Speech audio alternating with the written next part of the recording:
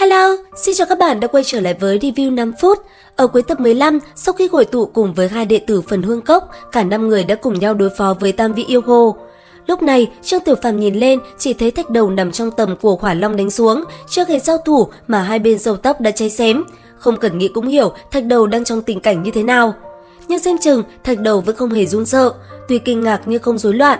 Phá sát pháp trượng dưới pháp lực của Thạch Đầu tiếp tục lún xuống, kim quang cảng thịnh nghênh đón con Hỏa Long đang lao xuống.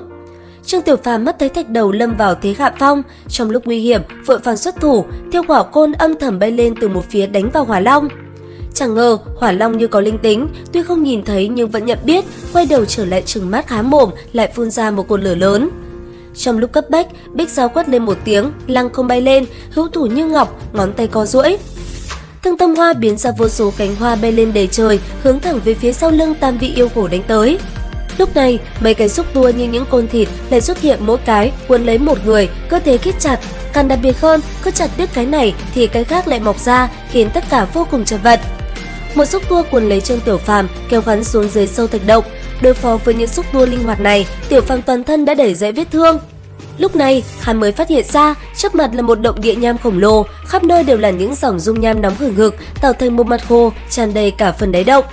Mà bên trong đó có một con đại hồ ly màu trắng, an nhiên nằm đó, thoạt nhìn vô cùng mỹ lệ, mà sau lưng nó có tới 6 cái đuôi.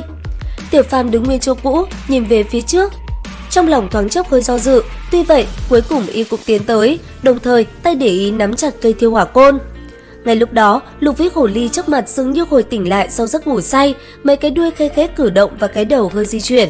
Một lúc sau, nó mở mắt ra. Từ màu đen sâu thăm thẳm trong đôi mắt, phản chiếu hình bóng một con người đứng trước nó, hình ảnh một chàng thanh niên mang dáng vẻ khẩn trương. Chàng trai trẻ một âm thanh sâu thẳm pha lẫn mệt mỏi vang lên, có vẻ như xuất phát từ miệng của Lục Vĩ Hồ Ly, âm thanh phá tan bầu không khí trầm mặc. Người đến đây làm gì? Người là tà ma yêu nghiệt, gây hỏa thế gian, ta thân là đệ tử chính đạo, hôm nay muốn vì dân trừ hại. Lục Vĩ Bạch Hổ nhìn hắn, một quang lấp lánh như không chút giận dữ, cũng không chút chế nhạo, chỉ điềm đạm nhìn hắn một lúc, rồi mở to đôi mắt, bình tĩnh nói: "Chi khí lớn lắm."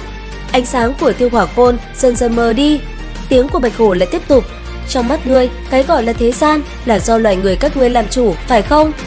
Trời sinh vạn vật, loài người các ngươi tự ý làm chủ, rồi có bất kỳ sự phản kháng nào thì cho là gây họa thế gian, hại người vô tội, không phải như vậy sao?"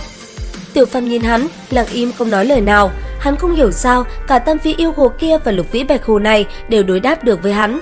Nhưng điều hắn càng không hiểu là vì sao những điều trái đạo lý này đối với hắn lại có ảnh hưởng lớn đến vậy. Đúng lúc này thì Tam Vị Yêu Hồ xuất hiện, giọng nói thập phần lo lắng của nàng vang lên: "Đại ca, người vẫn bình yên vô sự chứ?" Lục Vĩ Bạch Hồ cười lớn, điềm đạm nói: "Vị tiểu huynh đệ chính đạo này vẫn chưa động thủ với một lão hồ ly gần mất mạng như huynh." Trương Tiểu Phàm cho đỏ mặt, theo như lời Lục Vị Yêu Hồ vừa mới nói, thì ra hắn thân mang trọng bệnh, không sống được bao lâu nữa.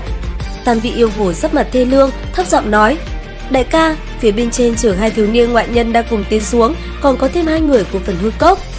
Lục Vĩ Bạch Hổ hơi ngạc nhiên, rồi nhẹ nhẹ thở dài, nói: "Ôi, muội bất quá, chỉ được 300 năm đạo hạnh, cho là có thêm Huyền Hỏa Giám thì làm sao mà đủ khả năng chống lại những đệ tử xuất sắc của danh môn đại phái người ta được. Đúng buồn, đúng buồn."